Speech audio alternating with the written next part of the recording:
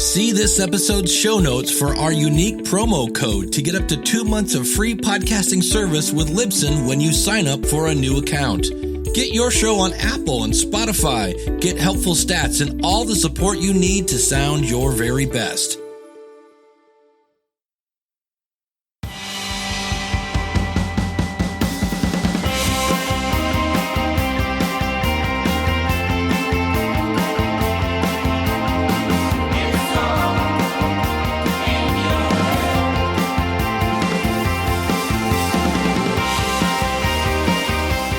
Yes, welcome back, Looney listeners. You are listening to Into the Night, the Moon Knight podcast. This is episode 279, and we are back live streaming, baby. That's right, it's a panel discussion for one of the latest Moon Knight TV show. And joining me, I'm your High Priestess KHONSHU Ray, are a couple of other exceptional Loonies, big Moon Knight fans. I'm going to call out first Paul, I was about to just call you Aussie Paul. That works for me. How you going, Paul? Welcome to the show. Yeah, really good, Ray. Look, just thank you for inviting me, and look forward to sharing, the discussion. And pleasure to be out here. And let's see how we go with the discussion. But I'm really glad to be here. Thanks for asking me. Appreciate it. No worries. I can't wait to get your thoughts. I got a little bit of a tidbit just before we went on air, but we'll get into episode 3 for sure, and also your thoughts on how the series is tracking on a whole, and also joining us is he's a podcaster as well, 20th Century Geeks. You would know the man. He's making currently in the works of making a publication of Moon Knight essays, and also another show, Stories Out of Time and Space. It's Scott Weatherly. Scott, welcome back to the show. Hey, bro, I'm good, mate. Yeah, thank you for having me back on. Always a big fan of the show. Always a big fan of Moon Knight. Can't wait to talk about the TV show. So can't wait to jump in. Oh my gosh, yeah. This was a big whopper of an episode. So there's plenty to do. Listeners, what we'll do, of course, as usual, we'll go through the show. We're just going to bounce out. I really want to hear Paul and Scott's thoughts. Rebecca and I did a reaction episode already, so you probably know what we thought of it.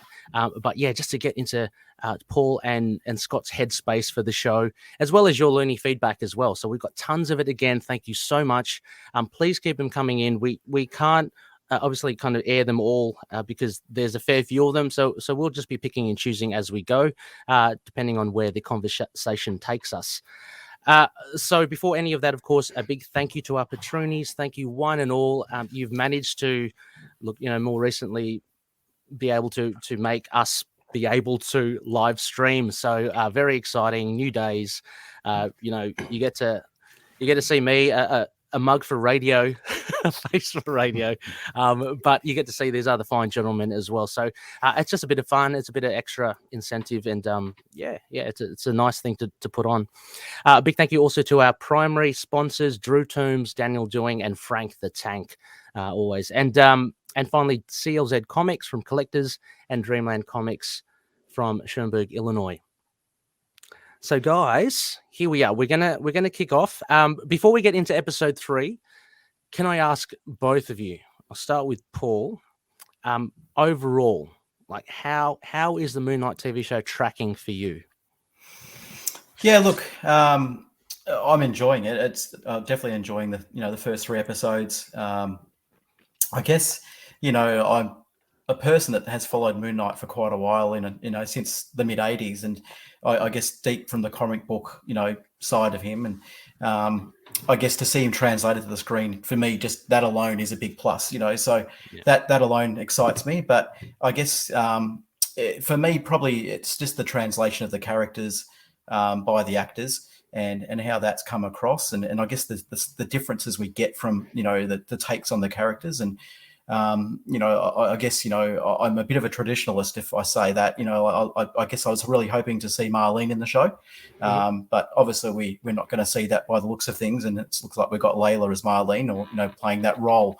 So yeah, look, I'm definitely enjoying that. I'm enjoying it. Like I think it would take a lot for me to not like the show, because anything Moon Knight, I'm a pretty big fan. I'm not going to be really overly critical or too much, to be honest. I'm just happy to have some content and, appreciate it for what it is. So I'm just taking the ride and just really trying to really digest each episode for what it's giving us. But the last one, episode 3 was quite full of information, and I guess we'll break that down a bit more as we go through.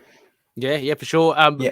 Two big things, I guess, that came out of episodes 1 and 2 that I want to get your thoughts and Scott's thoughts on before we go to Scott. So you talk about the lack of Marlene. I'm still hopeful that Layla is Marlene at the end of it. My theory is that she'll make a fake passport to go to the US under Marlene Alrone. But that's my kind of headcanon. What are your thoughts, number 1, on Stephen Grant, and number 2, Mr. Knight? They're two big pointy ends that we kind of identified.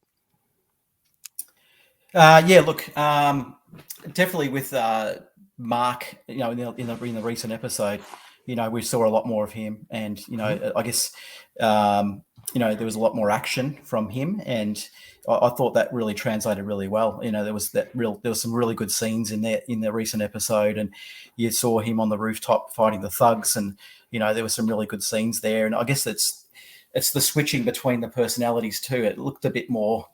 Obviously he was coming to after being knocked out, and then switching back to another location, and all those type of things that we saw in this episode. But look, in the portrayal of Mark, I've been more than comfortable with that, what I've seen so far. Yeah. Stephen, I guess, obviously, I guess we're linking Mark to Moon Knight, and we're linking Stephen to Mr. Knight.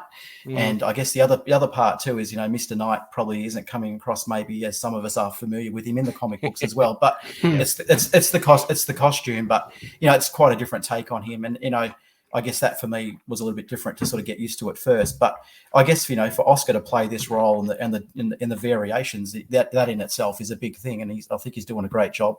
I think.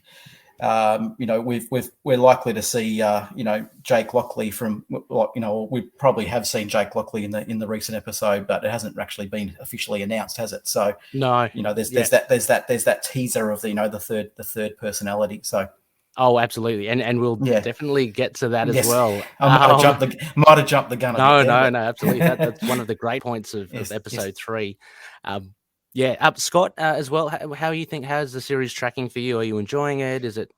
Yeah, no, I'm enjoying it. I think it's they've clearly got like a plan. I think this is one of those things with a lot of the Disney Plus shows. It's sort of like you can take it episode by episode, and then you take it as a whole, and then you can have two varying opinions. Overall, it's good, but then certain things don't work. Episode 1 was fantastic. Like episode 1 was brilliantly done. It set up the mystery. I actually kind of like this version of Stephen Grant. I think introducing him first, I think is a nice way of doing it. Like we're so used to being dropped in with superheroes being like a bit of a badass straight away, sort of, or being that sort of archetype. So to be introduced to Stephen, I mean, we're coming in with this, with pre-knowledge as fans, but to anyone else who's a bit more of a casual fan, going like, what's going on? This sort of, how is this guy Moon Knight? How is he a superhero? Like I like the fact that they sort of trusted to the idea of the character and went with that. So I thoroughly enjoyed the first episode. Really enjoyed it. The second episode, it felt like that thing of the MCU seems to do. Is they're like, okay, if we're going to do the serious bit, then we've got to have the comedy bit. And there was a definite sort of swing into the comedy. And again, like, and as Paul, you were saying, like, Oscar Isaac's doing a fantastic job, and he can do it. His range is perfect for this. Like, he can do it all. However, there's moments when I was in the second episode and I was like, oh, I get it. You're trying to be that, remind us that it's still lighthearted and all this other stuff. But it left me with a little bit of a bitter taste in my mouth. I was like, they introduced the Mr. Knight. The costume looks great. And then to have him played for laughs, I was a bit disappointed. Especially considering the marketing that had been released, which was clearly playing up the character as being tough and violent. Even the posters had him with his sleeves rolled up and with the batons and stuff. And I was like, oh, cool, we're going to get. I'm thinking of like issue 5 of the Ellis run. Yes, that's what I'm thinking.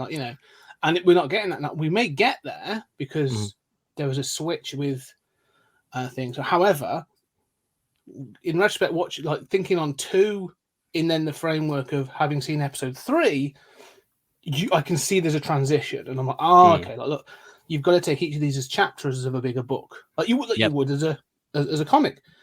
And so I think back on it and go, okay, on its own, 2 wasn't my favorite episode. I think the introduction of Moon Knight as a character, again, was oddly disappointing. You know, they're fighting the jackal, and then he's like, yeah, I'm going to do this, and all he does, he runs across and impales it on a building, and then that's it. And you're like, yeah, like, where's my Moon Knight fight? Like, where's the thing? And then you get episode 3, and you're like, oh, there it is. Like, yeah, I'm going to get everything. And it does feel like this is going to be a show of two halves, where this is led up to this point. Like, you know, you've basically sort of like episodes 1, 2, and 3 have led up to the end of episode 3, and then there's going to be more. And so I'm seeing it as a block. I'm like, okay, cool. I get exactly what they're doing now. That thing of like, you start with Stephen, and you introduce a little bit of Jake, a bit of Mark, and in the second episode, you get this sort of like, you know, it's again more Stephen, but you're getting more information about Mark. You're getting that sprinkling, and in episode 3, we've got way, like, as you said, way more Mark, and then you've got the influence, and then by the end of that, though, you're starting to see that transition of them being able to transition between Stephen and Mark for the purposes. So they're like, he's the fighter, he's the, I don't want to say brains, it sounds sort of quite cliche, but do you know what I mean? And able to utilize, and they have a purpose. So again, I'm like, oh, okay, I'm digging this, I'm digging that.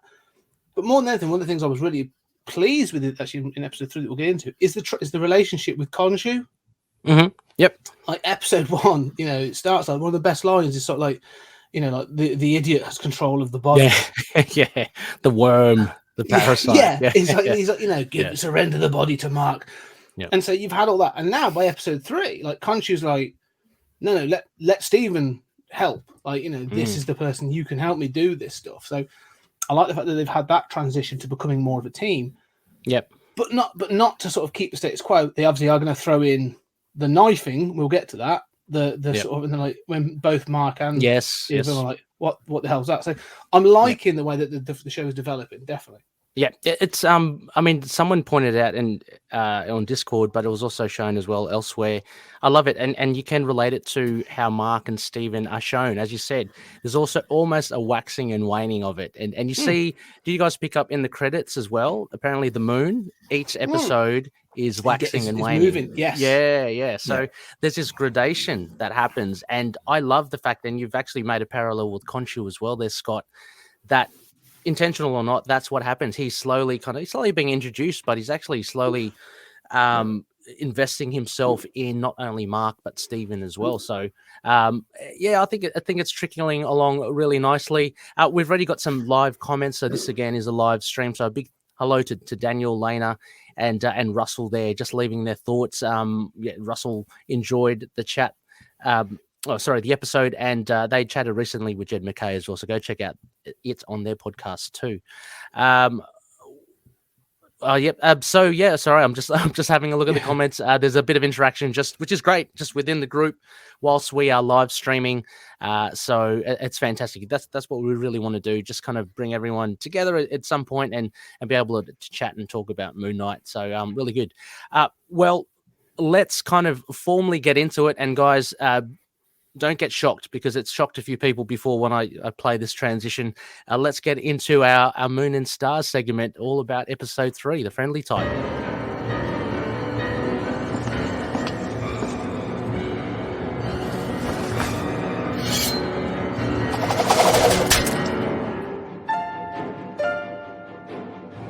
Yes, so we'll be talking about, in particular, episode 3, of course, called The Friendly Type, an open discussion with Paul and Scott and all the Loonies who can contribute live streamed, live comments, as well as all your feedback. Guys, this is it. Okay, episode 3. We know your backstory now. We know how you're kind of entering into episode 3. Paul, again, I guess I'll open up with you. What did you make of this episode? Or what stood out for you? Let's pick a point straight away. Yeah, sure. I guess, obviously it opened with the fake passport, obviously for Layla. So that's how it sort of started. But I guess it ended up moved pretty quickly into that scene where we sort of got the fight. And, I guess, probably my favorite part of the episode was the turning of the sky at the end. I loved it. Yeah, it was just, it was great. I loved how it transitioned to the screen, the lights. You could see the look of that as it was translating across the people in the, in Cairo, and the nights in the sky, the lights in the sky. So just things like that I thought was really well done.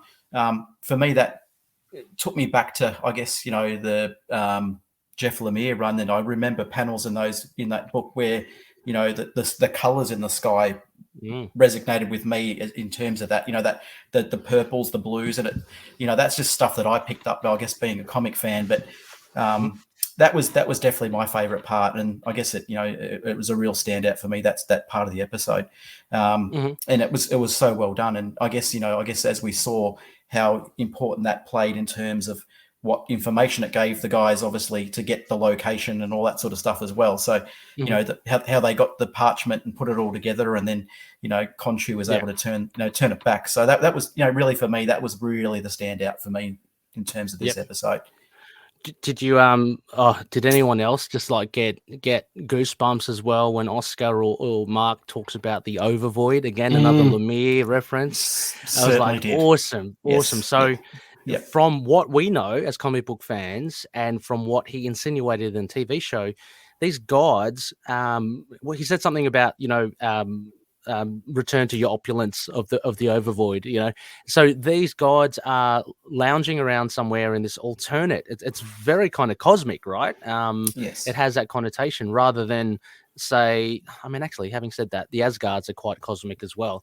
But having these Egyptian deities, just using their influence on Earth, but they are actually in another realm, which I think is really fantastic. And we are really touching on Jeff Lemire's stuff. It's a nice little grab there, Paul, because I didn't link that kind of night sky element to Jeff Lemire, but you're certainly right in the sense that it was that deep purple. I don't know. I associate purple with the Lemire run as well. Like there's a lot of that happening when he's in the in outer space and off-world. If you recall, the coloring in those books was top notch. It was a standout for me. Geordie Belair, and I've sort of followed her coloring from a lot of other books as well. But that the purple just popped. Absolutely as well. Scott. For you, episode 3, how did you receive it after the first 2, and what kind of stood out? Yeah, I loved it actually. It was a great episode. I think one of the things that stood out for me is, and again, it comes back to the way the episodes have been set up, is we're getting sort of these overt actions, and they're also still willing to sort of like drop nuggets of information. Like not everything is in your face, and so like you said, there's the drop motion of the overvoid and that sort of thing. But even in that first scene with Layla getting her passport, there was the mention of that it was her father, who was an archaeologist, who got killed. The fact that she grew up on dig sites and all this other stuff. So they're setting her up to be some sort of like a Tomb Raider, but it's quite clear that she is the stand-in for Marlene. Now, like you said, they may change her name because they haven't given the name of her father at any point.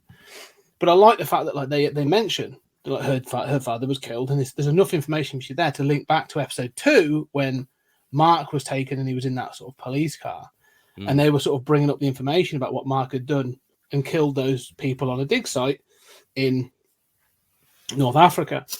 And so straight away, they're giving you enough information to be like, no, there's a messed up history behind this. Like, start putting this bits and pieces together. And again, as fans, we all know, and it's filling in those gaps. But it's enough information there to keep you, or to keep fans, viewers going like, "What's that mean? What's that mean?" Like the mystery keeps going, and the same with the gods. This idea that these sort of like ancient deities, or they're not even, they'd be perceived as deities, but they are clearly like interdimensional beings. They've got some sort of power. Like Asgard is a physical place, like it exists in the cosmos. But this thing of the overvoid seems to be, like you say, the way they described it and stuff is outside of our reality, and so that's why they have avatars on Earth just to observe. Yeah. And again, you were given enough information to sort of understand the relationship between the gods. That Ammit has been imprisoned, but KHONSHU's been exiled because he almost exposed them to humanity previously. So I'm like, well, what was that? Like, what went on there? You're right. Yeah, there's more. There's a lot more to it. Yeah. So they keep doing this, and then, like you say, then you get the overt stuff, like the fight in the middle, which was fantastic, and we'll definitely get into that. And then obviously the big piece at the end, which was KHONSHU, again, sort of like up until this point, has been represented as being not untrustworthy, but driven. He's goal driven, he's mission driven. But at this point, sacrifices himself because he knows what's going to happen in order to give them the information by twisting the stars and stuff. So I thought that was all really cool. I thought that this is, as I said before, this is an episode. This is like a end of part one. Like I'm like, okay, what's part two then? Where's this going to build? Yeah. So I thought there's a lot of good stuff in this episode. Oh no, absolutely for sure. And that thing with KHONSHU, it's always that thing, right, with KHONSHU, because as you said, he's been built up. He's a liar. He's a deceiver. He'll kind of hang you as an avatar. He won't let you go. But then all of a sudden, he does this kind of very noble gesture of sacrificing himself because he believes that Earth or whatever there's Amit's going to be real trouble. So he actually really helped out. And I think I like that because for me, I'm loving the interpretation of KHONSHU as well, and I'd love to get your thoughts as well, Paul, on that, because there is that kind of you kind of love to hate him, but you have to not admire him, but you just go, yeah, okay, he can't be all bad, he's not black and white. Before we get just into your points there, Paul, just before I lose them in the millions of thoughts running in my head at the moment, what did you guys think also as well of that night sky scene? Right, because I've heard it elsewhere as well. Everyone else saw that, so that is a mighty powerful thing that KHONSHU did. That's not just an illusion that he conjured up for Mark or Stephen and Layla. Everyone on Earth saw that. So, what implication does that have for the universe? He would have been on Doctor Strange's radar for that. He would have been on the Eternals radar for that. So yeah, just a thought on that as well. I'll jump in. Like with that, I think you saw it, and he's had to wind the sky back, and I guess we could sort of speculate what that means and how it affects things and how it was noticed, but I guess I reckon it will come out in later on in whether it's in this series or other Marvel projects, the impact of that actual scene itself, because I guess it was actually such a telling scene. For me, it was quite powerful. Because I said to you, it was probably my favorite part of the whole episode, but I think that's got the potential to play quite a big part down in the future. If it's referenced back. And I think that's where it really has the potential to do so. I guess how it will link into other things, other shows, other series, like you say, Doctor Strange or the multiverse, or I'm sure there's probably speculation about Kang as well. So there's so many things that could happen, isn't it? And I guess that's what makes it exciting, because we're all wondering what it means.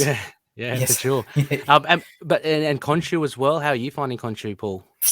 Yeah, I think he's great. I think I'm loving how he's been, portrayed on the screen. I guess I'm loving the moments where he's chipping in and chipping out. The voice is great. And it, obviously as he's talking, whether it's to Mark or Stephen, but I've really enjoyed seeing KHONSHU as he is, and like you say, he could be that sort of person that you love to hate, but I think he's made this noble sacrifice, for this, and I guess what's that going to look like later on, in the next episode, where do we go next? Like we're thinking that we sort of got this take that Mark has lost his power. So how is he going to go into next episode without his powers, and what's that going to mean in their terms of their mission and what they need to do in their quest? So I guess how does KHONSHU come back? But we know, like in a lot of the comics, that KHONSHU always comes back, or Mark reaches out to him. So I guess how that will translate in further episodes will be really interesting to see. Do you think we'll see, or do you think that's for another time? Do you think we'll see KHONSHU freed at the end of the episode, at the end of the series? Yeah, I reckon we will. Yeah, Okay. I think there's more for him to be played in this, and I'd be pretty surprised if that's it, in terms of we see him in the actual form rather than what he's done so far. So I'd be very surprised. I'd be very surprised if that's it. Okay. And how about you, Scott? What do you make of how KHONSHU has kind of sacrificed himself now, and do you think we'll see him again? Well, one of the things I thought it was great. I agree. Like this idea of KHONSHU almost being that sort of external figure. Like, there's no confusion in this one. That's one of the things. It's like they've clarified. Like the gods exist. The Egyptian, Ennead exists. So this is not a part of, Mark's mental illness. It's completely. So I like the fact that they've given us that clarity, and I like him then as a character. Like you say, he's quite funny. He's got that he's got a personality. They could have just had him as a booming god voice. Yet they have given him a personality, which I really appreciate. Do you like his voice, Scott, as well? I do. Yeah, I do. Yeah. I think the guy who plays him, I forget the guy's name, Abraham. F. Murray Abraham. Murray Abraham. He's perfect. Like he's got that sort of like, he's got a commanding tone, but he can still play up the comedy. Like he's still funny when he takes the mick or he's being sarcastic. So yeah, I kind of enjoy it. One of the things is building up to that sacrifice. The sacrifice felt important. It's because the first time he introduces himself properly introduces himself really to Stephen, is on that June. Steven's like, well, I've got this information, but like he explains, well, I can't show the stars because stars shift, so we need the night from 2,000 years ago. And then you just hear the voice saying, I remember that night, I remember every night.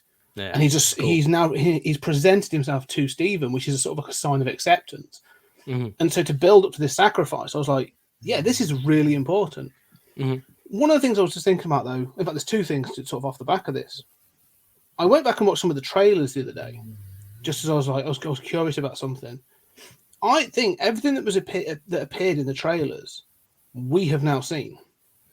Yeah, I mean, they do a really good job in just using all the footage from the first few episodes, and so we're in uncharted territory, because the big thing at the end of one of the trailers was the sky spinning, and I was like, everyone was like, oh my god, that's going to be the finale, this is a big thing. And then it's episode 3, and I'm like, all right, so now I think we've pretty much seemed to have covered everything that was in those short trailers. So that's so cool, there's clearly something bigger they're hiding. So that got me onto something else. So you were talking about the powers. Will Mark get his powers back? Will KHONSHU be released? Well, if you wanted to go through the bits and pieces, could episode 1 through 3 be, I don't know, Fist of KHONSHU? So you've gone through this thing, the 6-issue run where they were like, let's give him powers, and they were like, doesn't quite work. So I actually kind of like the idea of him being in a makeshift. I want to see Mark in a makeshift Moon Knight suit. Like powerless, but using his own skills. I want to see them now doing something like, whether it be the bones, that sort of like the skull head, like, I don't know. But I want to see him in a makeshift Moon Knight outfit for episode 4, like, and just using his skills somehow. Yeah. Well, that has been my speculation, and I'm hoping. Well, I know that expectations most likely won't be met, so I've got to be prepared that what's in my head doesn't translate on train. But that's what I was thinking. I asked that. That's why I asked you, Paul, as well, because I think potentially we don't see KHONSHU, and we get the full-on street Moon Knight making a makeshift costume, because he's like, okay, well, I'm still going to be an avatar for KHONSHU, but I don't have his healing armor. I don't have all the tricks that he's given me, but I'm still going to carry out his will. That's how I'm kind of justifying that we'll get another costume.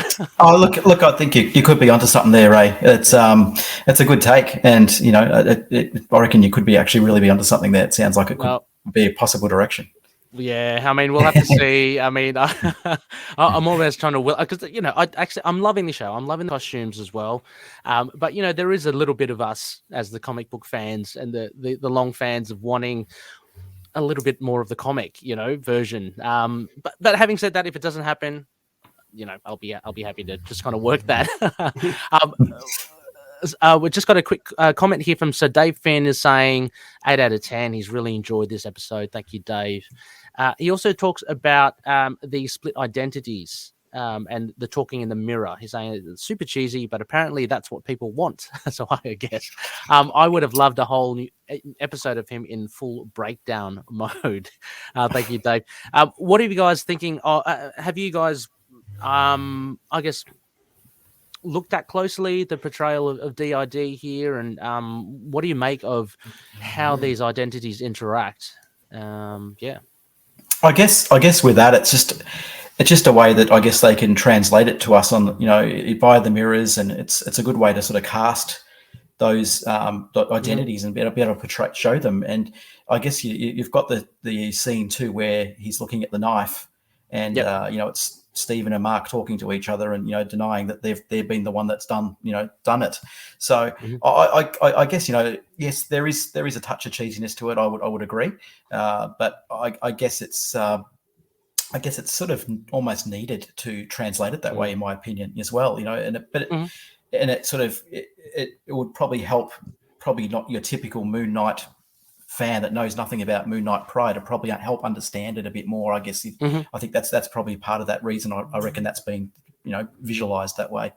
Yep. Yeah, absolutely. Yeah. As Scott, you reckon as well? No, I agree. I think, it's. I mean, you've got to remember this is a visual medium, so you've got to represent it. And part of the drama, especially in these first 3 episodes, has been about the discourse between Stephen and Mark.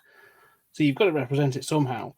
And I don't think you could do what has been often in the comics. So when they have sort of like the main personality in, and then like a faded, almost like a Force ghost sort of stood there.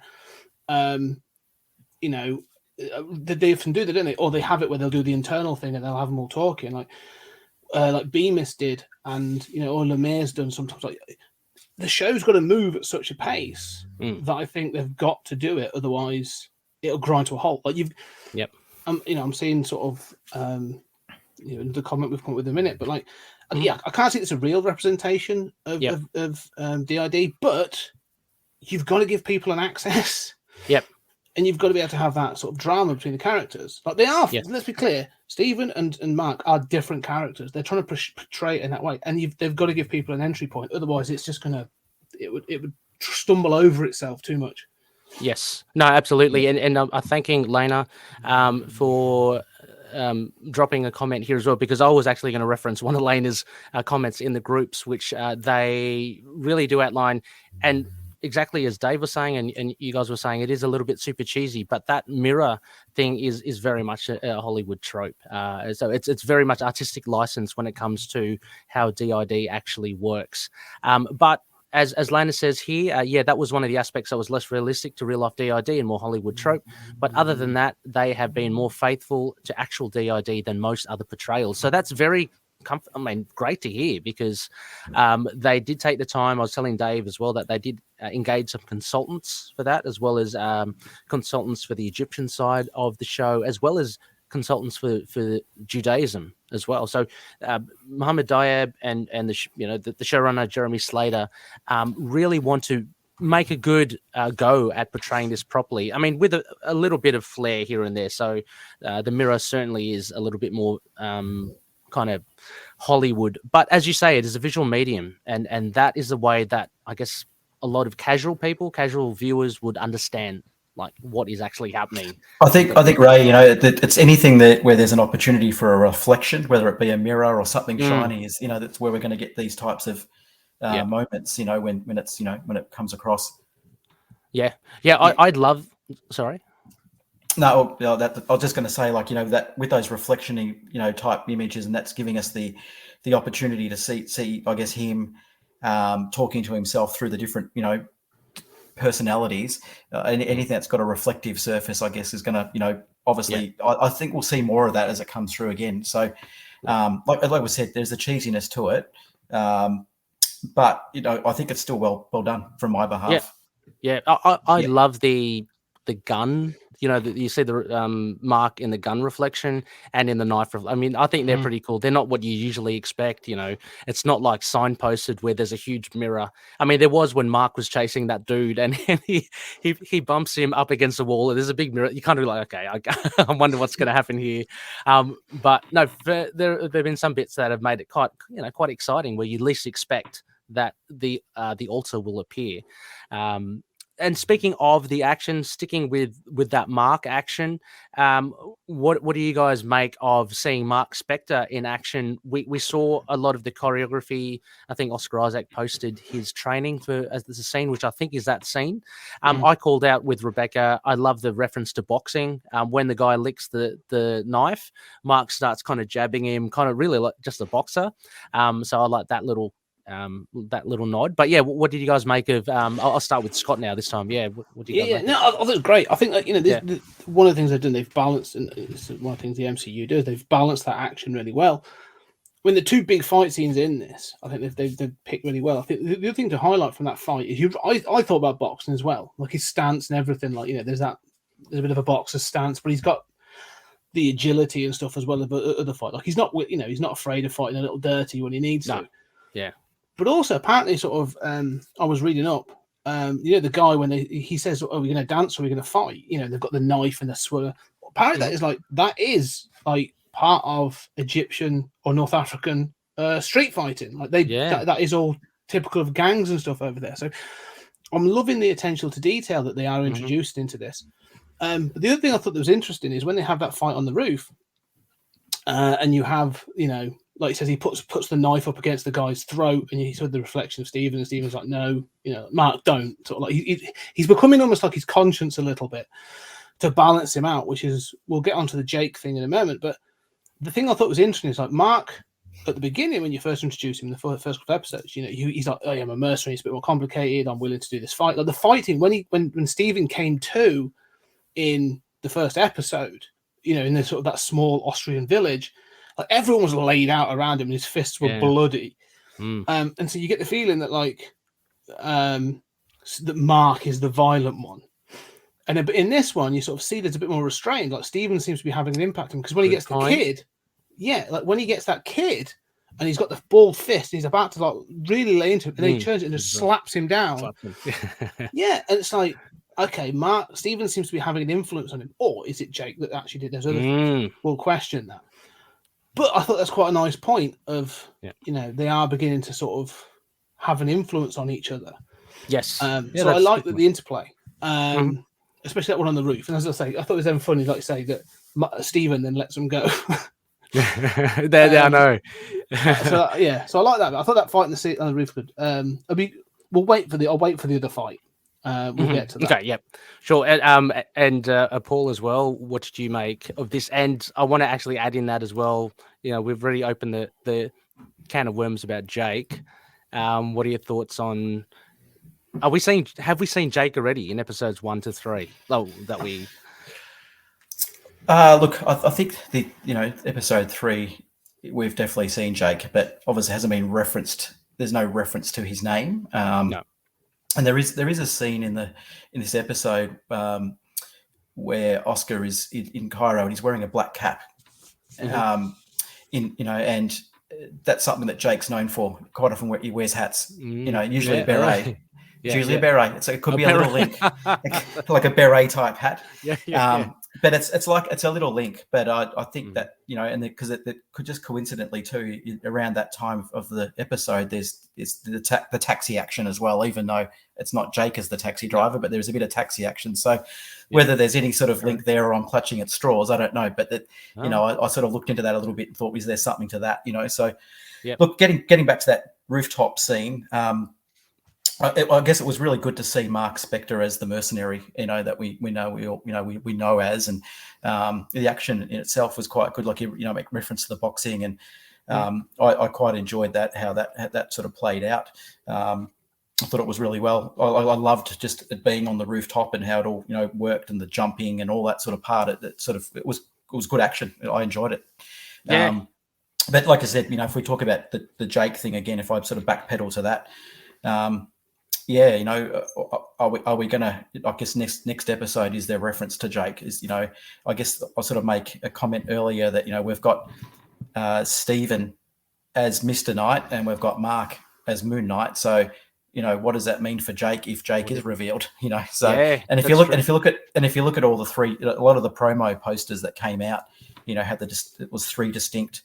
We've got a promo poster of Mr. Knight, and Scott actually said earlier, we know with Mr. Knight, we're sort of used to this sort of stronger, sort of more brutal type character, and the image of him in the promo posters has him sort of clenching his fist with the glove. Then you've got the Moon Knight one, in the more traditional costume, but I guess in this it's referred to as the healing, the protective armor. Yeah, and then there's also the other one. It's Oscar with sort of like a hooded sort of hoodie over him. So I guess I reckon we've definitely seen Jake, but it's is he going to be referenced as Jake? And I guess, like I said, I'd sort of make that comment about the hats, the taxi. Is there some sort of correlation there? Yeah. Oh, there certainly could be. I'd love to. Oh, for sure. I'm almost just as a given expecting that this other altar, because it's signposted really. They're going, did you do that? I didn't do that. I swear I didn't kill these guys. We know that there is some other identity. It has to come on. It has to be Jake. I mean, surely. And he has been documented. He has been shown in the comics as being the violent one. It was Bemis that did it, wasn't it? Bemis. And also Greg Hurwitz, I think, in the Shadowland run, he has Jake mentioned as being a bit more of a rough one. Yeah, exactly. So did you guys also pick? I've just got to shout out whoever that Looney was.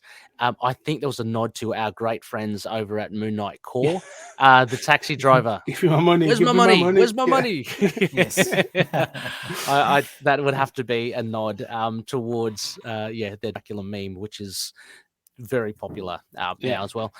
Lena has dropped in another comment. I'm looking forward to seeing Jake as well, more of Jake, but I'm also hoping we get a reference to Space Knight Mark. That would be cool. I would not expect that, but that would be very cool. Maybe. Also, the one thing I want to say about Jake, actually, this thing, it's sort of, I was talking about some of this the other day, and I was thinking about like tears. So you've got not tears as in woo, but like tears of a cake almost. So you've got Mark. The thing I want to, I'm assuming that Mark is, and I'm careful in words here, like the original personality. Like he's the biological personality, let's say that way, and that Stephen is an alter. Like he is developed later. I kind of like the fact that they've never addressed that. Like Mark and Stephen have never had that conversation to say, I was here first, or you are an alter sort of thing. And I think that'd be an interesting conversation at some point. But Mark is, I'm not saying cowardly because he sort of jumped into a little thing. Stephen is he's shy, he's quieter, sort of a bit bumbling, sort of played in that way. But he's an intellectual, like he's the brains. I know this sounds a bit.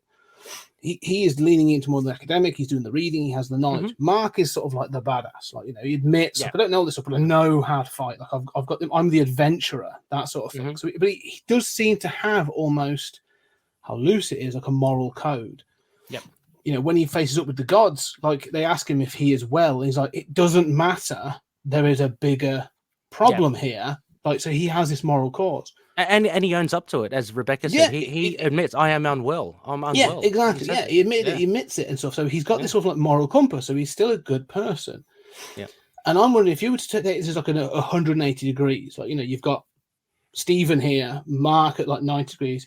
Is Jake the other end, where he's going to be just like this animalistic sort of like, all emotion, all id, if you will. I mean, is that what it is? Is it sort of, is he all just sort of like all anger, passion, and that sort of thing? So you've got like your id, your ego, and your super ego, to get really sort of Freudian about it. Like, are they leaning into that sort of thing? I was just wondering if that sounds like it could be quite an interesting sort of setup for how they want to sort of control. If you've got to keep your id in control, you've got to keep your id in check. Then that's what I think. Maybe Jake, that is that kind of thing. I think you. Sorry, if I could just go back to a comment that Scott made earlier about the personalities on the roof scene and how they interweaved, and it was done probably in this episode. I felt probably a little bit more seamlessly. It seemed that those changes seemed to happen a bit more seamlessly where we've seen before so far in the series. So that was it. I thought that was quite interesting as well. Yeah, no, absolutely.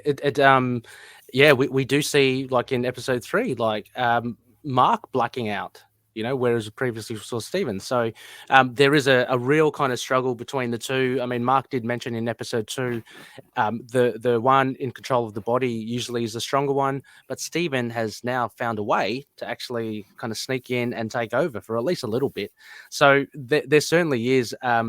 The transitions between the two seem to be a lot more fluid now as well. I like your idea, Scott, about the about Mark, because absolutely, I think if you're looking at degrees of badassery, or I don't know what the term is, but he does have that moral compass. And as you're talking about him slapping that young street thug, I just wanted to call out that I really like the portrayal of Mark, because I originally thought that he would be like just a pure, intense, like badass, but he's got a little bit of wry humor in there as well. Like when he meets those thugs on the roof, he's like, "What? We're going to dance now? We're going to fight?" Or he's got that kind of. He's Indiana Jones. Let's be fair. Yeah, he's Raiders of the Lost Ark's original, Indiana Jones, isn't he? That's what he sort of. That's where he's at. Yeah, true. Lena is saying I was really disappointed to see some people online speculating the other alter is Bushman, which I saw this. Yeah. Did you see what did you guys think of? I think that's absolutely. I haven't seen that, but that's far out. 100 miles off the mark. It's akin to them saying that all the alters are different multiverses or whatever. There was that comment a while ago as well. I think they just lost the plot there. Jordan is saying maybe if he does go to space like Spider-Man did, the Space Knight Mark will show up. Yeah. I mean, the Overvoid again. There's a possibility that somehow he might go to the Overvoid. We don't know. And then do we get a Space Mark? Just want to touch on Bushman, right? Yep. Because I think they're obviously dealing with the let's call it the cosmic, the Overvoid, the God level kind of stuff. Mm-hmm. I'm speculating, and but I sort of. Bushman doesn't fit into this at the moment. Like we're too far gone for old Bushman to fit into this story. I have a feeling that Bushman's going to be the post-credit scene or tease for at the end of episode 6. Yep, I'm with you on that. I think I'm in agreement with that too. That was my thoughts were very similar to that. Like we would have seen him by now, and he doesn't fit into how this has been panned out so far. So, we all know he's an important character, and I guess that would be a very good tease at the end of episode 6, wouldn't it? Yeah, I think it's also enough as well that from episodes 2 and 3 we get this being alluded to, this execution of archaeologists on a dig site. For me, that's already insinuating Bushman. We know Mark, because he denies it as well, and from the comics we know that he had no hand in it. He actually wanted to stop them. But for me, that's enough to actually just imply for us fans that Bushman is going to be part of this origin. So that's why I can see totally like that they're putting it at the end, because they're just going to start squeezing in too many people, in the just for the sake of it. Lena as well is saying, Lena was also mentioning about, this is important as well, I guess, for the portrayal of DID, not to turn Jake into just a full-on rage monster. Again, treading dangerously close to the evil alter trope, which, has hurt a lot of, I guess, portrayals or DID, people with DID, the systems of DID. So I'm agreeing with that. No, I'm agreeing with that, and I think because I'd say she covers this in her essay for the the Separate Moon, but we are working on, and it's a cheap pop. So I completely agree. I don't think they'll go complete rage monster, but I do think they'll have him as the sort of like. Again, it's the cliche, but the one willing to do the things that other people can't. Like he's still going to be on point. Like he sees it as like, I'm willing to do the dirty work for the mission, which actually, KHONSHU could then lean into as well. He'd be like, well, if Mark or Steven aren't willing to do this thing, then I've got Jake in backup in full bone armor. The bone armor, that would be awesome to see. Ready to take on something else. So I agree it's dangerous territory, but they seem to have treaded on it. They seem to have treaded the line rather well so far. So I may be wrong, and they may deal with it more sensibly than I expect. With Jake too, like the rage monster. I don't think I'd like to see him go that way either. But as you said, I I think he's probably the personality that's going to have that edge to do some of the things that the others may not do. So I think that's where we will see him go more so, as it plays out. Yep, there'll be a lot of loonies just waiting for that face cutting scene, which again I don't think there'll be any. Like, I'm not waiting for it. I'm not anticipating it. But I know there are a few out there that want to see that. Exactly. Great. Great ideas so far from what we've seen in episode 3. I'm just going to jump into just some of our Looney feedback as well, just to get some other thoughts as well to bring in. So Mario Di Giacomo mentions just a few thoughts. Seeing the switch from Mark's perspective was entertaining, but if Mark didn't kill those knife guys and Steve didn't, Layla is basically Marlene, just less blonde and more competent, although I'm unclear just how she knew what they were looking for. That's worrisome.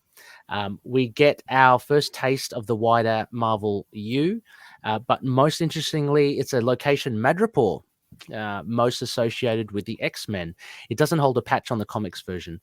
The Ennead is really a bit shite, as Stephen would say, I suspect, powerful enough to know what KHONSHU, K-God, is up to, but utterly unaware that Harrow is empowered by Amit and carrying the compass around in his pocket. Intriguing episode. I'm not sure where it will go next. I'd argue with that, right? Because I've seen this. People are going like, yes. They just let Harrow go with a really poor excuse. Mm-hmm. Yeah, that may have been intentional.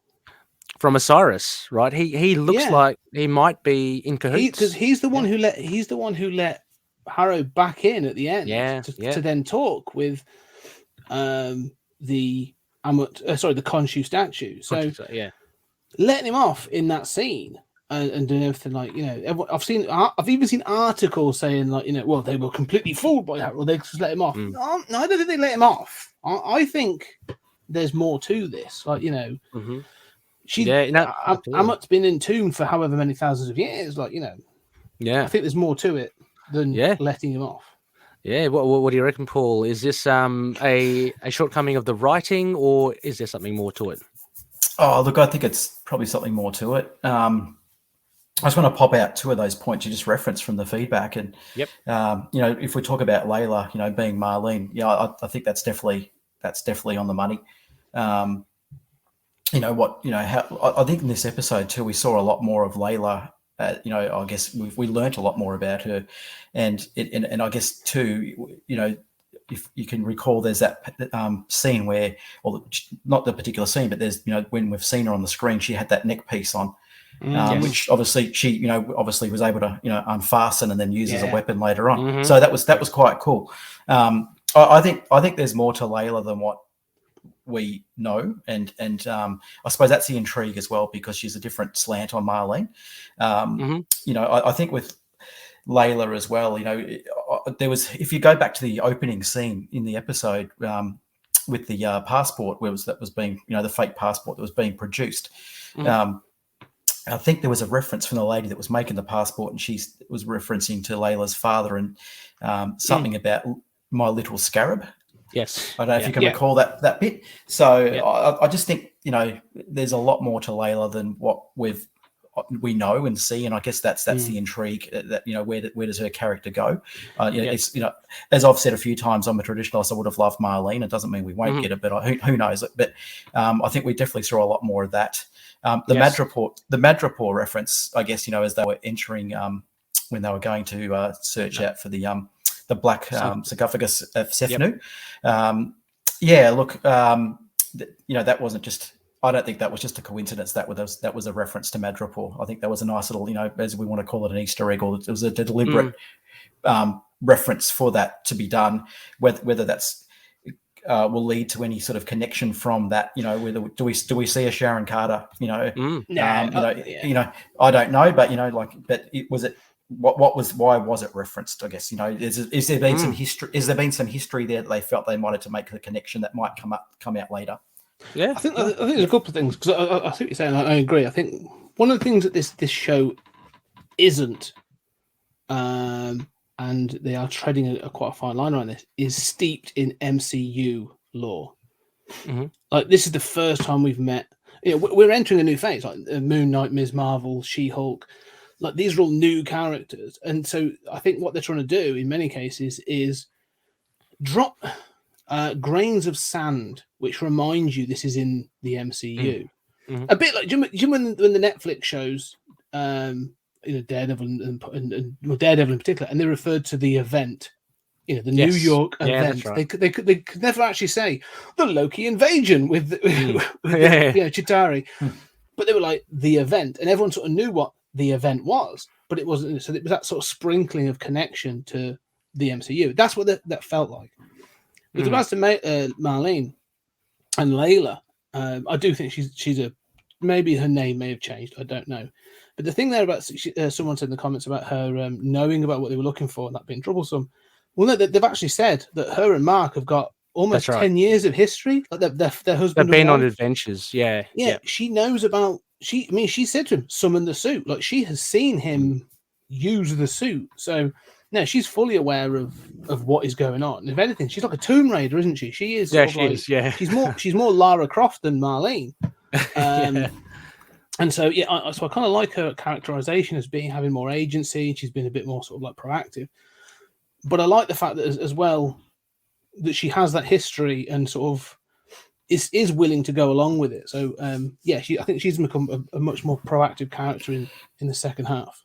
There's actually a reference. Oh, there's a part there where Layla says that it hasn't been back to Egypt for 10 years because her name, that's right. There's history there as well. So I guess that was something else that I noticed.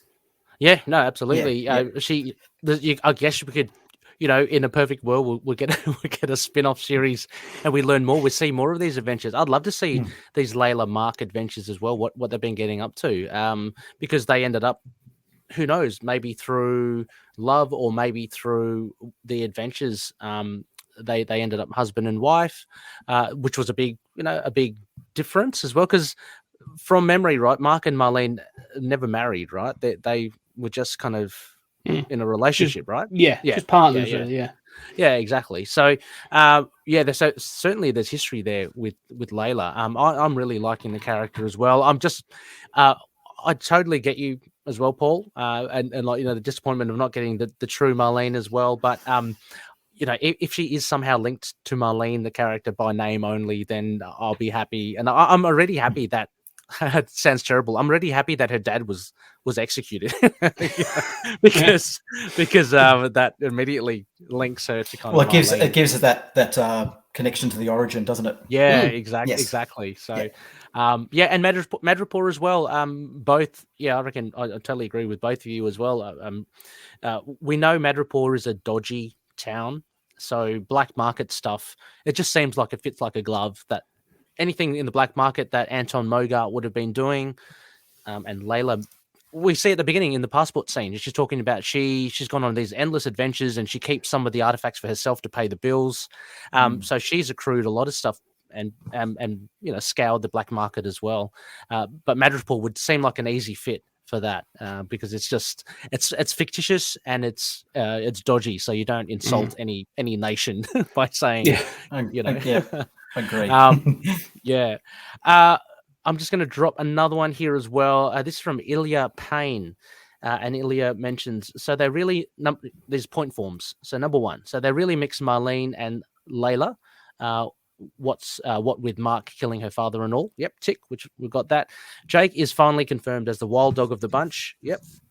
They might make him responsible for Mark's bloody past. So maybe he was potentially, Mark did do that. Had a hand in it, but maybe that was Jake. That would be pretty cool. I wouldn't mind that. Now, one of the other sticking points here, one of the pointy ends, the suit is a little too overpowered. So just put a pin in that. We'll get back to that. Next episode is going to be Mark without powers in the asylum, and if he makes a makeshift Moon Knight costume out of bed sheets, I'll squeal. I would love to see the bed sheet Moon Knight for sure. Again, a nod to Lemire. And number 5, I like how they don't downplay all negative aspects of Mooney.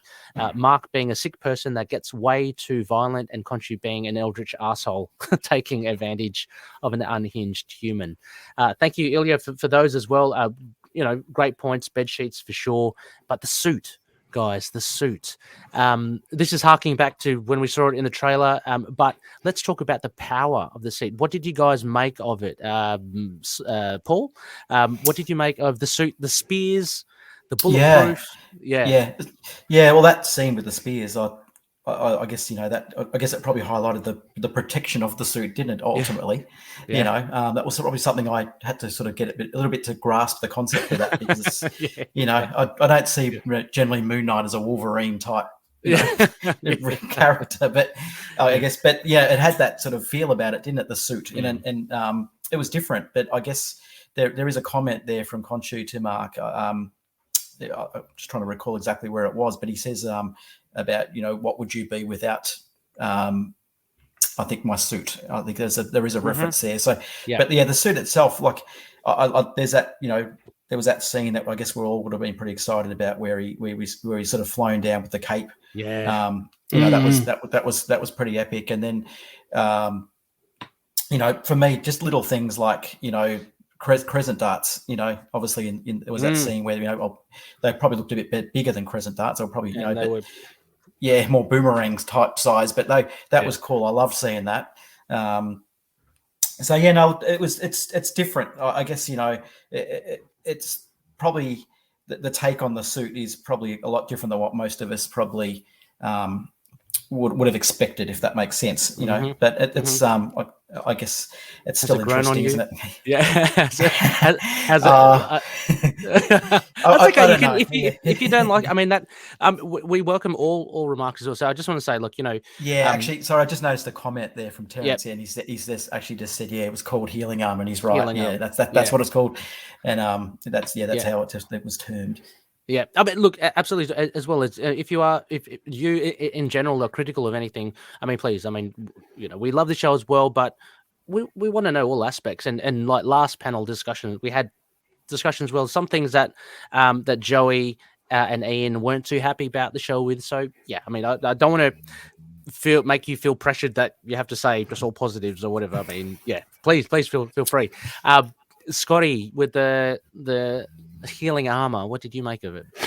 Yeah, I think it's different. It's definitely different. The few times, I think, the only time really that Moon Knight's ever had powers is obviously back in the 80s, and they sort of they dropped that very quickly, sort of thing. However, to me, especially within the MCU sort of family, it sort of makes sense. Like, what is the point of KHONSHU if he doesn't give Mark something? They're on a joint mission, like whatever this is. Why does he fulfill this mission? So, he actually says, like, in an early episode, like, we've had it clarified that he died and KHONSHU resurrects him. Like, we haven't seen it, but we had it confirmed. But to then continue on these missions, like, he also says, I'll do everything I can to protect you. At the end of, I think it was episode 2. So it sort of makes sense that KHONSHU is giving him something in order to allow him to complete these missions. Is it overpowered? Yeah, probably a little bit more than I'd like. You got the super strength and that kind of stuff. I mean, at first it looks like it just gives him a bit more endurance, Yeah. But then when he started taking spears, I was a bit like, all right, I'm gonna sort of like just roll over that one. But it looks good. It's got a great look, but I do think the healing factor of it, is a bit overplayed. However, I do like the fact that, again, talking about the personalities, during that fight at Anton Mogart's ranch, horse field, I don't know what you want to call it.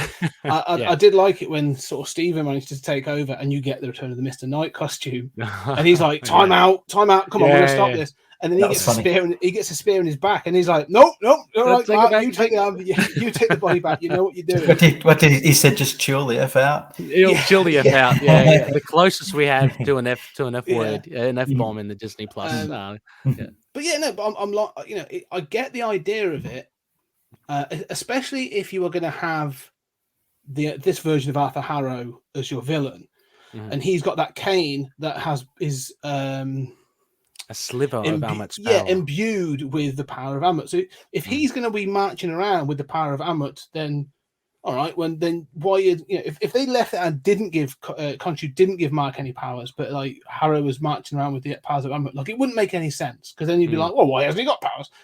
Yeah, true. Yep, good I think you need it. Yep. However, I do think I would be surprised if Khonshu is released by the end of the next episode. Yeah. So I do think we're going to see. I don't think we're going to see him in an asylum. I think someone mentioned they're going to see him in an asylum and you're going to see the makeshift suit. I think you will see a makeshift suit. I just don't. Yeah, but I think it's going to be more akin to what we recognize as Moon Knight. That would be cool. That'd absolutely be cool. And Rebecca makes a great point here. Hello, Rebecca. I like the suit power levels more because it's gone by the end of the episode, which is true. I mean, there was a lot packed in this episode. We did see a little bit of it with Mr. Knight in episode 2 when he grabbed the bumper of the car and crushed it, and he was basically flung around, and any normal person would have died. He survived, but we saw more of it with the spears, which is you can't see it any other way. I like the fact also that we do get some level of violence there. I mean, Moon Knight grabs a guy and he impales him on the spear that he's impaled on. I thought that was cool. And he breaks a guy's elbow, breaks a guy's kneecap. So he's not messing about when it comes to fighting, Mark. So yeah, I like that as well. I just want to throw something about the armor and also because Paul, you mentioned about the scene when he jumps off that the glass pyramid and you got the cape coming out, and it's a great image. Like it was in the trailer, like it was absolutely fantastic, wonderfully shot. But I do like the fact that he stood on the floor as Mark whatever talking to Antimaga and Layla, and then all of a sudden he disappears and they're literally like, where did he go? Yeah, where's he gone? And they look up and he's stood on top of the pyramid, and there's part of me's going like, what is it? Must have gone like, no one's looking. Go. And he's climbed up the top of this pyramid just to look cool for a shot. Just to look cool. Yes. Having that hero pose. There's also that part where he's flung the cape and it's ricocheted the bullets. Yes. Yep. That was cool. I mean, a bit too full on there, Paul, or it's not something you would probably generally associate with Moon Knight, is it? But it was effective. It was good. I just couldn't help but think of, and I'm going to be very kind of geeky with my sci-fi here. You guys ever watch Riddick?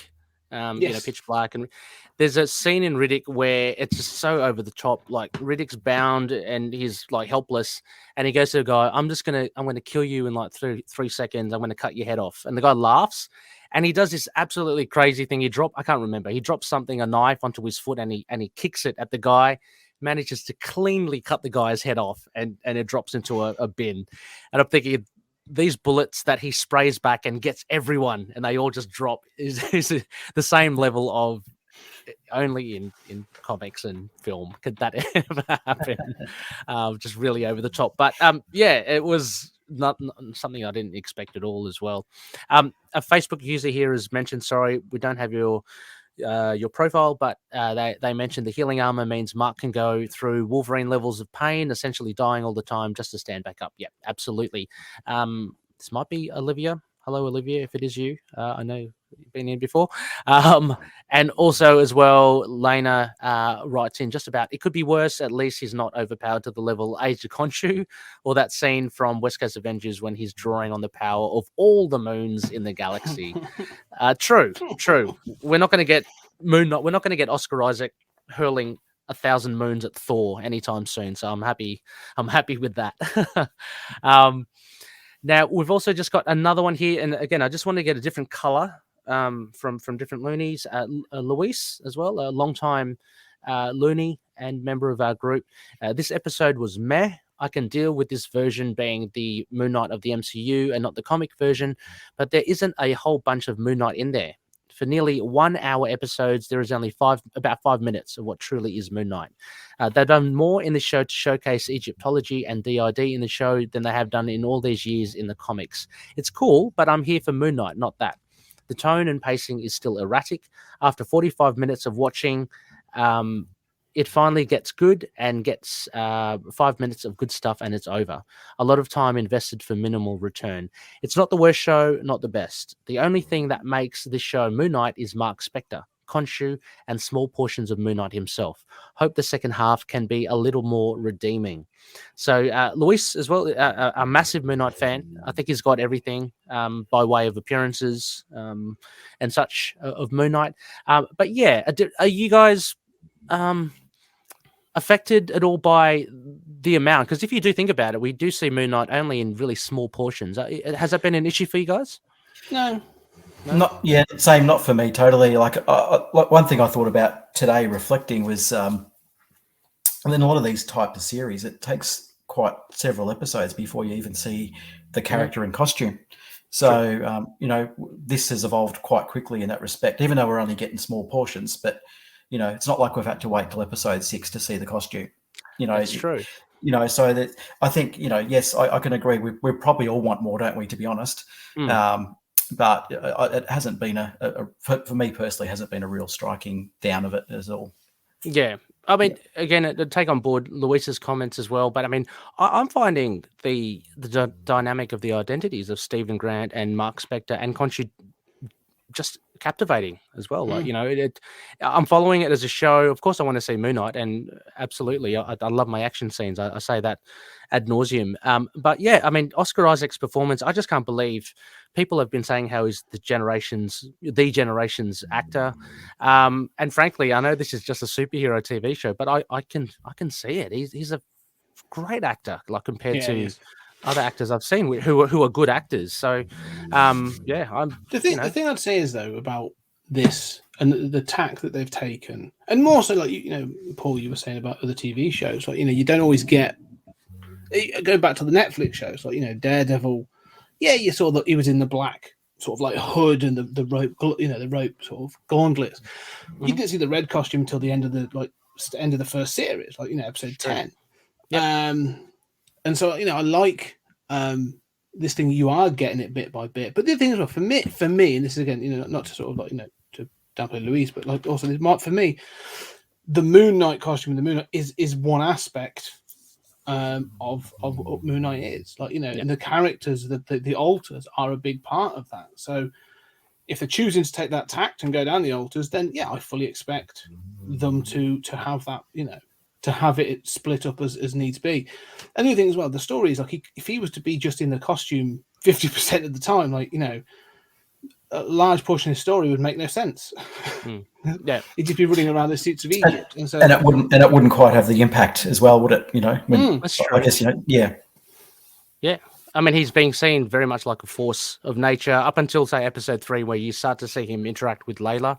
But he was just kind of like what do you get, speechless or whatever. He's just a silent figure that comes in. But yeah. I mean, we'll see. Perhaps we've still got like a whole 3 episodes to go as well. And again, Oscar did say, although Marvel have said that we'll never do an origin thing again, Oscar did say that this is a full-on deep dive into an origin of a character, and a big call about it being as good or better than the Robert Downey Jr. origin of Iron Man, which is really hard to beat. But Oscar's got a lot more canvas here. He's got 6 episodes rather than just one movie like Iron Man 1 to build up that origin. So, but he's doing a great job. I'm loving this origin of it. Terrence is just saying, speaking of makeshift suits, there is a promo pic of Mr. Knight with regular eyes. Yep, I'm sure we've all seen that. Maybe we go a while before getting KHONSHU back. Yeah, exactly. Maybe we do get the makeshift Moon Knight, in his hood and in a Mr. Knight outfit as well. What else have we got here? I'm just thinking of, Midnight Man, of course, as well. He was a big figure, and R.I.P. Gaspard Ulliel as well. Fantastic performance, very brief, so it was a good performance. I wish we could see more of him, but unfortunately he did pass away. What did you make of this kind of shift in tone of Midnight Man, as brief as it was, Scotty?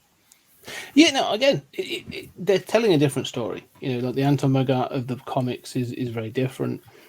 He's an art thief. He's, all those kinds of things. Like this feels like a guy, this feels like a guy who's mega rich and sort of accumulates artifacts, like, or like he has like, the money to do something on the black market. I'm okay with it. Actually, I'm fine with it. I think it's a really cool.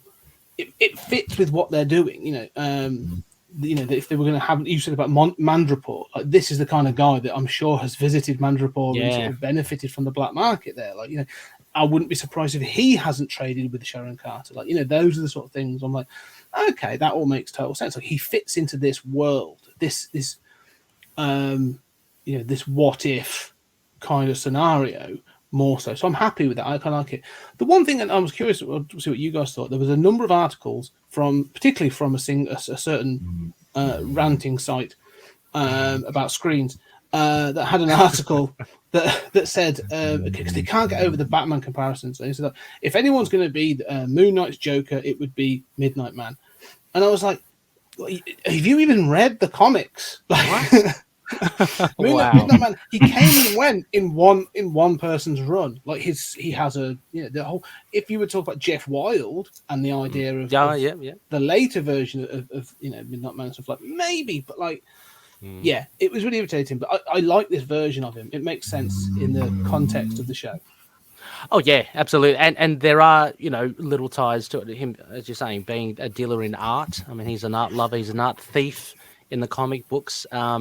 He goes down a different path totally, and I had that in the little back of my mind when he rides off on the horse and Moon Knight kind of throws a dart at him and he gets hit, because I immediately thought, okay, he's going to be maybe disfigured somehow, because we see that in the comics. But again, it's obscure enough that unfortunately he has passed away, that they could just like leave that character and not revisit it at all, which is a shame. But I think he did. I think he did a really good job. I think there was also a little touch there with knowing Layla and having trust issues there. So again, there's a little bit more mystery. It did. I know, Scott, you mentioned earlier that it had that ranch type feel, didn't it? And I think that was more also I think it was almost to, I guess, probably highlight maybe this lavishness that he may have. You know what I mean? Like, I think that maybe that might have been part of the reasoning for that. So, like he's clearly, he's clearly minted. Like they said, like, 'cause even Layla says, like, he's been taught this on horse martial art thing, and it's like he gets taught by the best. So he's clearly like a very wealthy gentleman. One of the things I was going to say, you sort of touched on there about again about Layla and her thing. They talk about the fact why she hasn't gone back, and there's certain people she shouldn't visit. You say about the trust issue. Like, I thought it was pretty. It wasn't explicit, but I thought it was pretty clear. Anton Mogart is one of the reasons she shouldn't be going back to, because she knew his bodyguard Beck as well. So like Layla is known to this guy. Like, so it felt to me like you say about the history. Like, if he's collecting artifacts, she may well be someone that sold him artifacts, and there's been some issues in the past. So, that I like the fact that it's not explicit. I'm glad they're not explaining it. Like, you're the one that stole so and so from me, and 4 years ago. Like, there's just a tension. There's a tension there, and I like the fact that it's alluded to. That, like, I don't want it to be explicit. I like the fact it's alluded to, but like Layla is just as mysterious as Mark, and I like the fact that she's not straightforward and she's just as cool. Absolutely as well. I'd lost my train of thought there, but sorry. No, absolutely no, because you were bringing up stuff in my head there, which was all very, very cool. Terrence says Anton did mention he wanted to make peace. Yeah, exactly. There's something there. Oh, that was what I was thinking as well. It might be a little thing, but again, it's just like these allusions to stuff. As you said, like, she knew Beck, the bodyguard of Anton Mogart, and like she was actually quite friendly with him when they arrived, and yet she ends up and she has no compunction to kill him at the end. So that I thought was pretty heavy. Whether or not he died or not, I don't know, but he definitely had a shocked look on his face, and that's something, someone that quite well, and to actually cross that line to say, okay, I'll stab the hell out of you. It takes a lot of someone to do that. So Layla's certainly got, she's got a lot of tick up. Let's say that. Yes.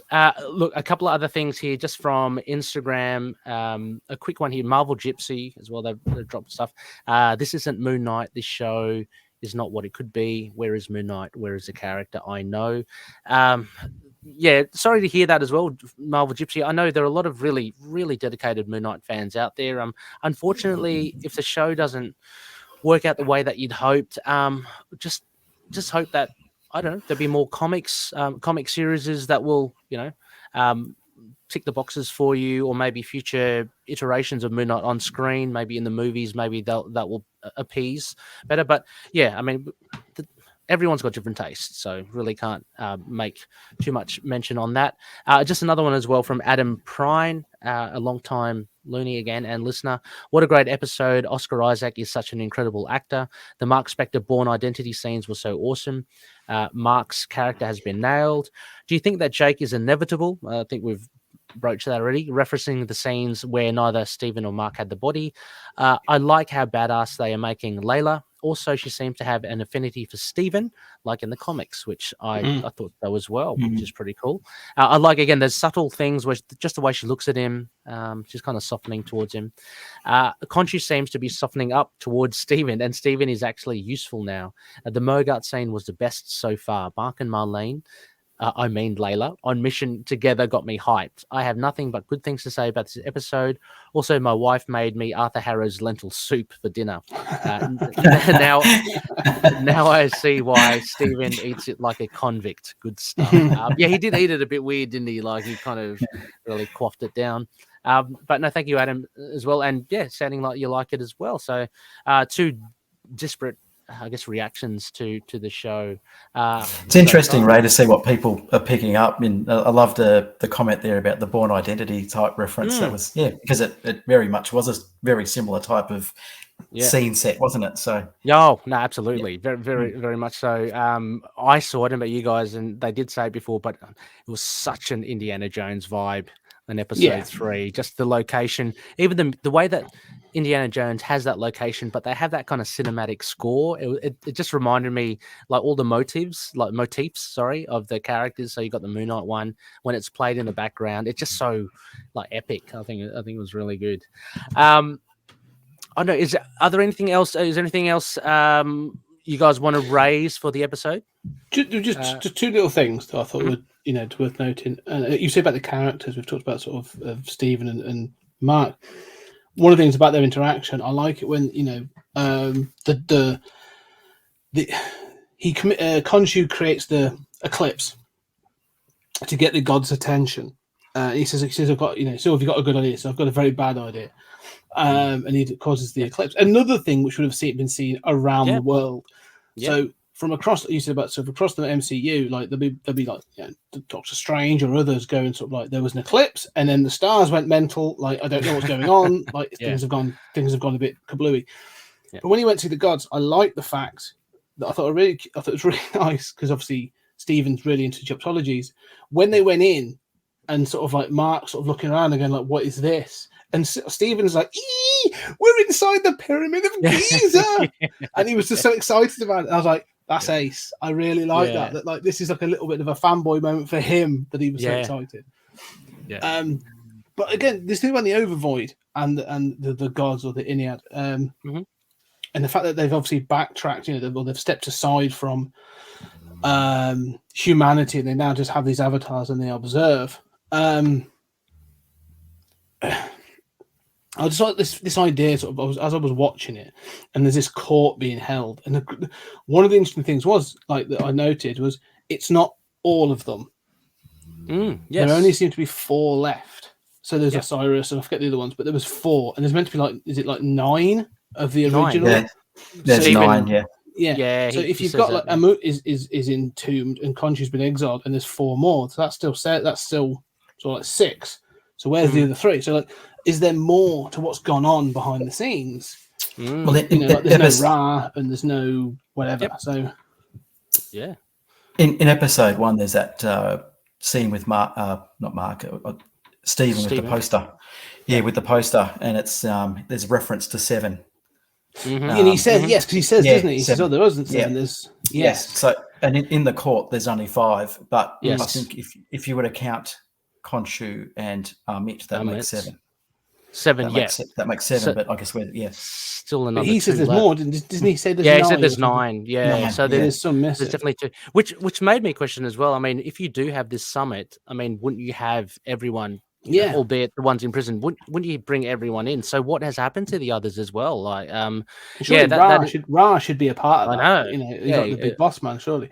Yeah, exactly. There's a little theory going around. I think it's within our group. Again, apologies, Looney. I don't know who you are exactly, but remember the little girl in episode 1? I was about to say this. Yeah. She talks to Steven, and she said this really freaky thing to him, like, because he's explaining about the afterlife. All those that pass on and are worthy go through this field of reeds, and she says to him, well, why were you rejected and weren't allowed to go through? Yeah, what she says to him, what was it like to be rejected from the field of reeds? And he's like, what do you mean? I'm not dead. And she's like, yeah, whatever. Yeah. Someone speculates that might be Anubis. She might be the avatar of Anubis. So we don't know. I mean, again, this will be something that we'll have to figure out in hindsight when it's all been said and done. But I like that. I clasped onto that little thing at the beginning, because on my third watching of episode 1, I was like, hang on, that's a bit weird. And then it's just never discussed again. Very, very interesting. Terrence here says maybe the others could be in stone. We don't know as well. There was, we see it in the credits, there are a lot of little statues, and I think I saw them when Arthur Harrow and Salim, who's the Osiris avatar, go toward at the end of the episode. I think they're all kind of displayed further down. So I don't know what happens to the pantheon of gods. These 7 or 9 have gone crazy in the Ennead and just have imprisoned a lot of them. I don't know, we might see that later on. Yes, Paul, anything else that you'd like to touch upon or speculate on?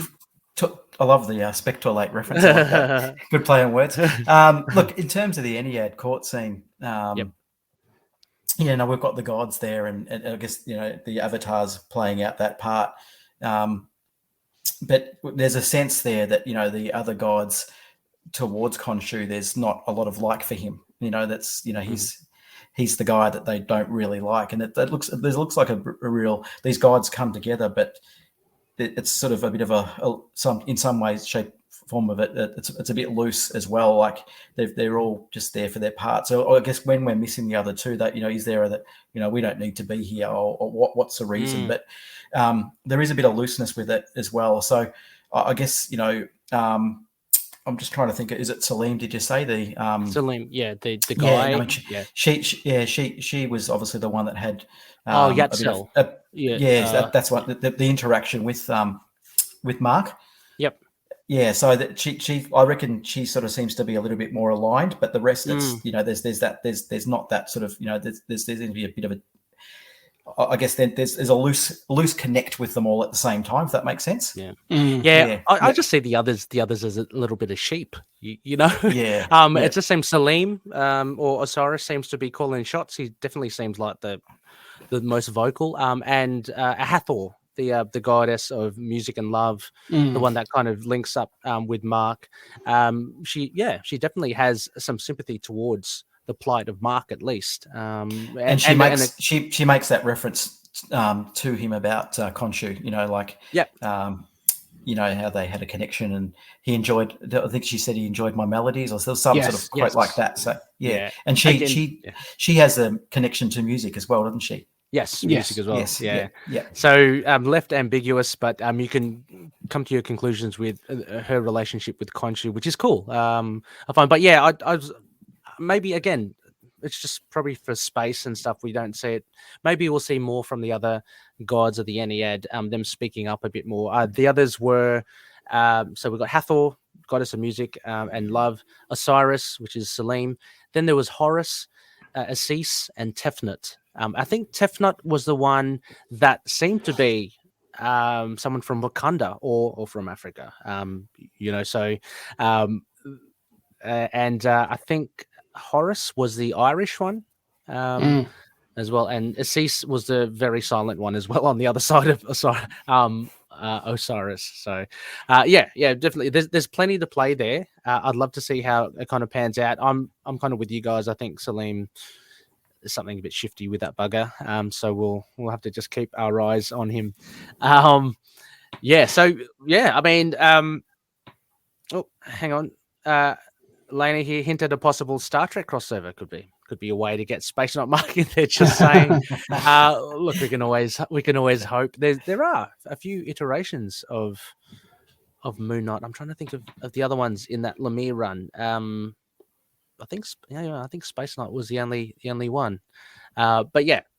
Exciting stuff. We'll have to see. There was also talk as well about the lady at the beginning, whether she might be the mother to Layla. But Rebecca did the homework, and in the subtitle, her name is Ligaro, and that's a very obscure deep dive reference of the comic books. It was the passport maker was Ligaro was Dynaman, an Egyptian character from Marvel, dating back to the 40s. So, yeah. So whether Deep or not, cuts.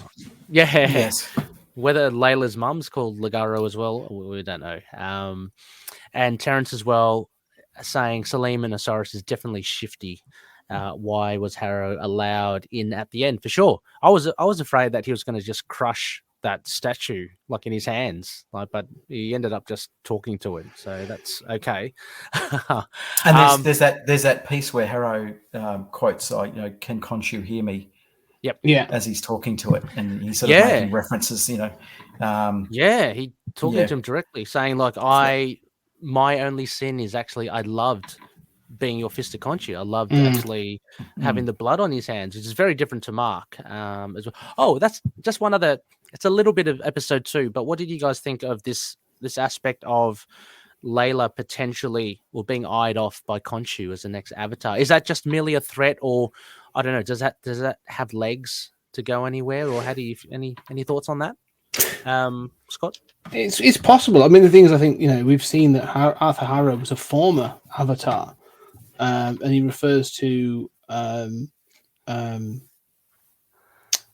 Mark as a makeshift Avatar. So I don't know. It's more than possible. Like, it shows that this is a transitional thing. Like, this isn't forever. Like, there will be future avatars. So yeah, we get that legacy. It probably is a threat, but I think there's room there for it to be legit. If he wanted to do it, so he's clearly got the power to do it. So yeah, it's interesting that he's willing to do it though. And but again, it comes back to this thing about Layla's got agency. She's kick ass. Like, she's able to do it. So yeah, for sure. I mean, having said that as well, Khonshu is in stone now, so maybe maybe that's out of his realm at the moment. Yep. I agree, Elena, as well. I think that the threat is of Khonshu. That's basically just him blackmailing Mark, saying, if you don't do my stuff, I'm going to get your loved one with Layla. And we just got Frank the Tank here. Harrow says that Khonshu was looking at Amit's tomb. Why do you think he was? Because if could have Khonshu been doing something nefarious or to destroy it? Yeah, I don't know. I mean, he was looking for Amit too, and I think they're at loggerheads, right? And well, actually, Amit was at loggerheads with a lot of the gods as well, right? Similar to Khonshu, yeah. So yeah, interesting stuff there, Frank. We'll have to wait and see. But having said that, guys, I think unless if there's anything else you guys want to add, looking forward then to episode 4. Or any big calls. I want to hear what your speculations are, your hot takes for what's up ahead. Paul, what do you see that lies ahead? Maybe not necessarily next episode, but maybe by the end of the series, or yeah, sure. Yeah, we talked about Mark not having the powers and what that looks like, and if we get some sort of makeshift suit and how that pans out. There was reference in this episode, I guess, that will probably lead into the next episode about. This was Harrow talking to Layla about the secrets, and there was there's a secret in the past, and obviously there's that scene with Layla and Mark in the car when they're talking to each other, and Layla she makes a comment there, no matter how much I know you, or that, I still don't really feel like I totally know you. And he was quite blunt with her. He sort of said, no, you don't. And almost a bit cold. So I guess I'm probably keen to see how that plays out in the next episodes for sure. Yep. Excellent. That dynamic, and there's plenty of things there as well for the past that they have. Yes. Scott, as well. Any other takes of what might happen? Yeah, I think we're going to have. There's going to be the fallout of Mark/Stephen losing the power of KHONSHU. So I think is there going to be like moments of doubt where he's like, look, I can't do this without the suit. Is this going to be a low point? How is that going to play out? Is it going to lead to a makeshift suit? I kind of hope so. To see that thing, going back to issue 1 of the Moon Knight run, when you do get the issue, and he just pulls down a sheet off the statue of KHONSHU and wears it like a makeshift cape and stuff. Are we going to get something like that? Don't know. But yeah, I think that there's going to be that. But even for the whole series, I think we're taking a turn. I think there's something that the trailers obviously have gone up to this point. I think there's something, we're going in a different direction. I think there's going to be something more. This feels to me like Marvel are testing the waters now for the weird stuff. I think we're going to get weird stuff. We're going to be going to are we going to visit the Overvoid? Are we going to get gods? Are we going to see Amut? We've seen KHONSHU. What does Amut look like? Yeah, because you've got a crocodile head. There's all kinds of different things. I'm hoping they go full, like you said, Eldritch horror kind of thing. It's almost before, full weird. Just embrace the weird now. Let's go for it and see how it goes.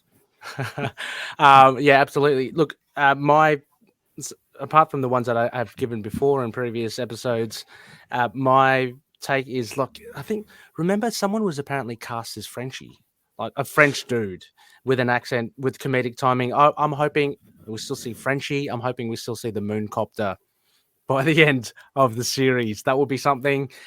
Look, it's all been set overseas in the sense that it's not in the US where Mark is from. So I'm hoping a homecoming of sorts, and use of a helicopter, a mooncopter to get there, maybe a rope ladder. But I'm hoping to see all of that as well. Just also as well, I wanted to shout out. We did allude to a comparison with that,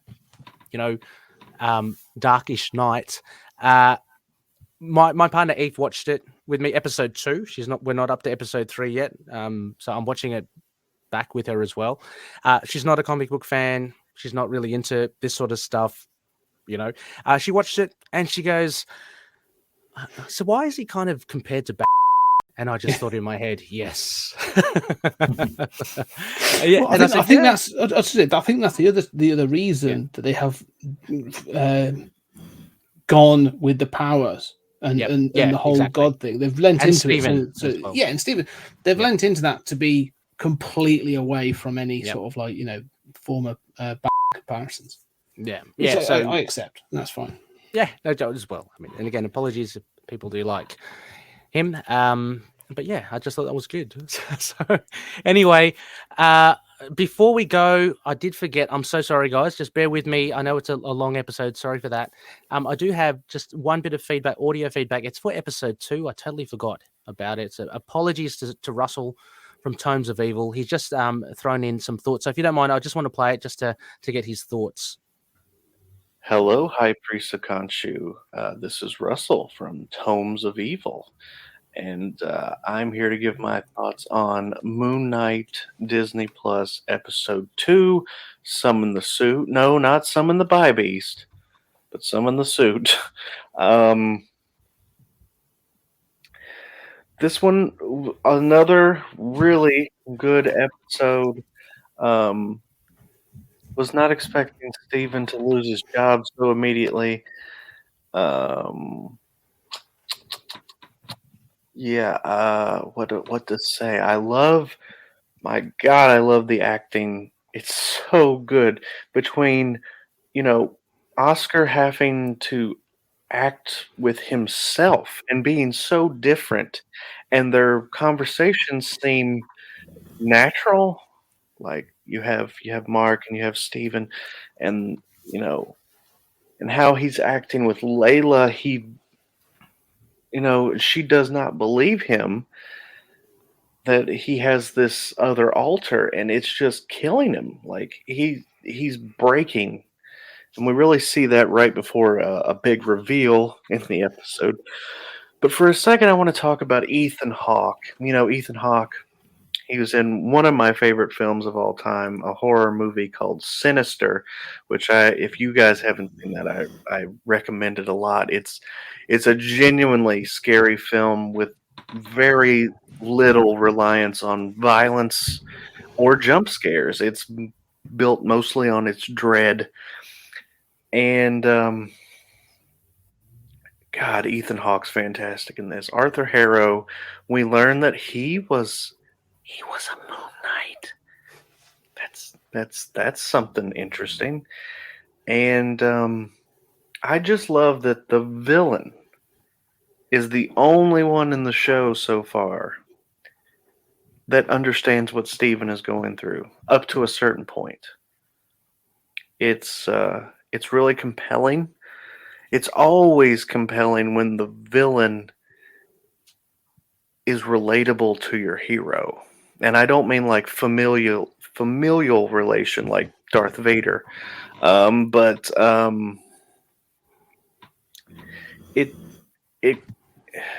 it makes you sympathize with the villain in a way that you wouldn't normally. And I like how up until that switch goes off where Harrow asks for the scarab, you're like, oh, this guy's kind of making sense. He's not all bad. And then Steven brings up the question, is like, what about the children?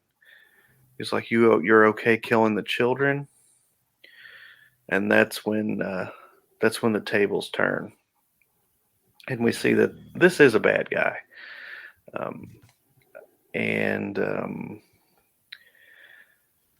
I think the portrayal of Mr. Knight is going to be pretty controversial.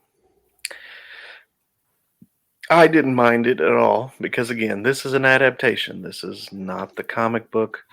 This is something new. But from what we've seen in the comics, Mr. Knight is either portrayed as currently he's just kind of like almost a host. Like he welcomes people into the Midnight Mission and all that. But in the past, like in the Ellis run, he's been more of this even more violent, sadistic version of Moon Knight. And just an ass kicker that looks so elegant. And I love that comment about, oh, is he having a seizure? It's like, no, he's just a fancy drunk. Yeah. But it's interesting that this is Steven's Moon Knight, if that makes sense. Like, this is when he summons the suit, he's this very dapper, aristocratic Mr. Knight, and he has all the strength. We saw him bend the bumper on that car, and he just doesn't really know how to fight, but he did get one really good punch in. And he's got the truncheons. He's got the truncheons. Yeah, very excited to see where we go from here because it just continues to get more and more compelling. They did mention that Mark was a mercenary, plural. He was a group of mercenaries that killed some archaeologists. I wouldn't be surprised if we see some familiar faces from the comics. Also, I picked up on when Steven hugs Crawley. That's the only time that we see Crawley break, and you could interpret that as like, oh, he's just kind of fed up, because if he is just the street performer, he's like, geez, dude, I'm just trying to do my job, leave me alone. But it also kind of seemed like he was looking at him like, I've got my eyes on you. And I know somebody brought that up in the last panel episode. There's like, what if Crawley is kind of one of Mark's informants? Or even so, yeah, what if he's lingering in there? What if he's part of all these machinations? But anyway, that's my thoughts. If I had to give this one a rating, I'd say 8 out of 10. Yeah. Thanks, guys, and laters, Gators. Yes. So thank you, Russell, for that. Sorry, a little late. That was on episode 2. But yes, made some great points. Crawley. I just before we sign off, guys, just want to get your thoughts on Crawley because he didn't appear in this episode 3. But how do you like this different take on him, Paul? Yeah, well, I guess the street performer type in Paint, that he was cast as. Look, I guess given now that we've got a taste of Jake, I guess being that street smart, the word on the street type guy, and Crawley's, was quite a good source of information. So, will we see any more of him, to come? So, but I actually liked the portrayal. I thought the look of him was very Crawley-like for sure. Yeah. Oh, I think he was spot on with the casting. How about you, Scott? Yeah, I'm loving. Again, this is that thing of just throwing in different, elements and aspects and versions of it. But I really like this idea of him being a street performer. And I like the fact that they say he slightly breaks character by looking at him, but doesn't say anything. And they clearly have a relationship because at one point, I think it was in episode 1, like he brought him his dinner. He brought him the sandwich and stuff, and he knew what his regular order. So again, they got more of a history. But I just like the design. I love the fact that the way they could bring in this idea of this sort of like dapper looking sort of like street hobo is by making with the monocle and stuff is by making him a street performer. I thought that's a fantastic idea. So no, it was a good. It's more of an Easter egg than anything else. I don't think it's going to come back. It's not Mephisto. It's nothing else. I think it's just a nice little Easter egg that they're throwing in. I just think I think I mentioned it to Noel. I just loved how the fact that in the comics he's so articulate and verbose in some ways. In here, he's silent, but he's an observer. He is the guy on the streets. He knows what he knows what's happening. Potentially, kind of has his ear to the ground, that sort of thing. Hopefully the Atlantis will see him speak eventually. He's very endearing as well. The teabag for soon. It has teabag and flies. I've got to see it in some capacity. So anyway, guys, we'll probably leave it at that. I've probably held you, prisoner for I've held you in stone for too long now, but I've utterly enjoyed it. I hope you've enjoyed it as well. So thank you so much for coming on to the show, and please come on anytime we can make it. So thank you, Paul. Thank you. No worries. And thank you, Scott, as well. No, cheers, Ray. Appreciate it. No worries. Before we go as well, Scott, would you like to plug anything? Give a shout out to anything? Yeah, cheap pop for 20th Century Geek. You can find me and the podcast on at 20th Century Geek, and the podcast is just me talking about everything that's sort of pop culture and all kinds of things from the 20th century on all the podcast catchers. And also Stories Out of Time and Space. It's me and Julian Darius. Each episode we are talking about a sci-fi movie. We give it a breakdown and review it and discuss it in all kinds of different sort of themes and ideas. And that is also on all podcast catchers. Look out, because I will be back on this show with a book from Sequart with a collection of essays on Moon Knight. So that is in the offing at the moment. Yeah, we'll definitely keep track of that. I'll tap you on the shoulder, of course. Let me know. But also as well, links in the show notes for 20th Century Geek and Stories Out of Time and Space. Awesome podcasts. Go check it out. Scott's got a plethora of guests, great interactions. Paul, is there anything else? I mean, anything that you'd like to plug or anything that you want to shout out? Nothing to promote as such. Nothing to plug. I'm just happy to promote. I guess my love of the character Moon Knight. No worries. Haven't really, got a car to sell. Sorry, no car. No, definitely not a car salesman. Okay. No. Thank you so much, Paul. It's been so cool to be able to speak to you face to face, so to speak. Please.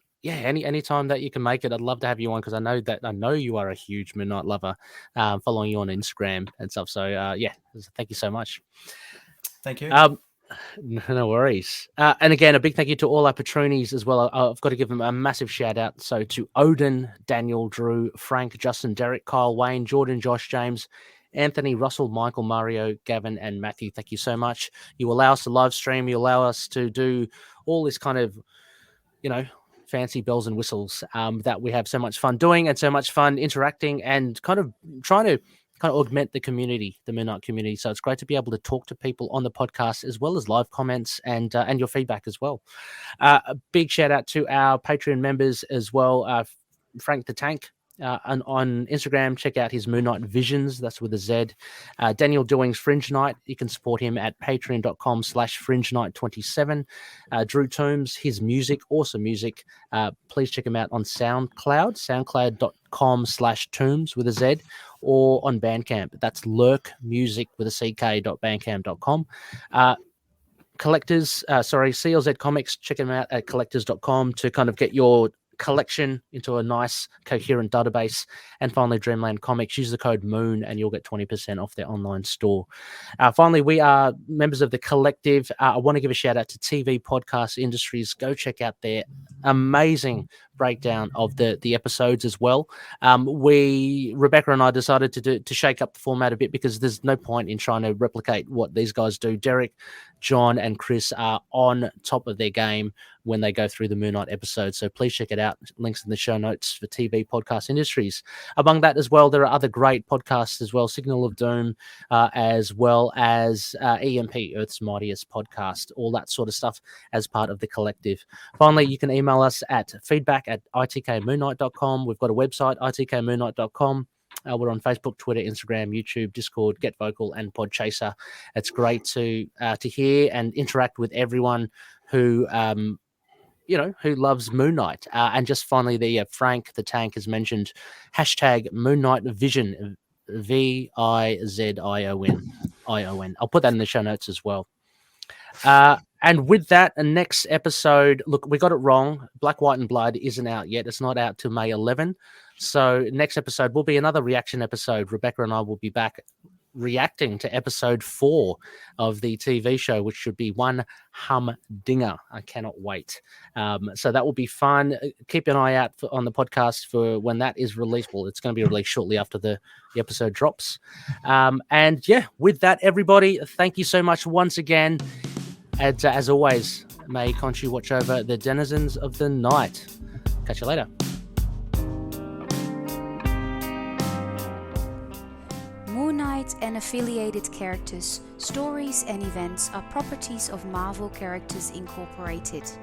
Materials used and discussed within the podcast are intended for critique and review purposes only under the fair dealing concept of the current Copyright Act.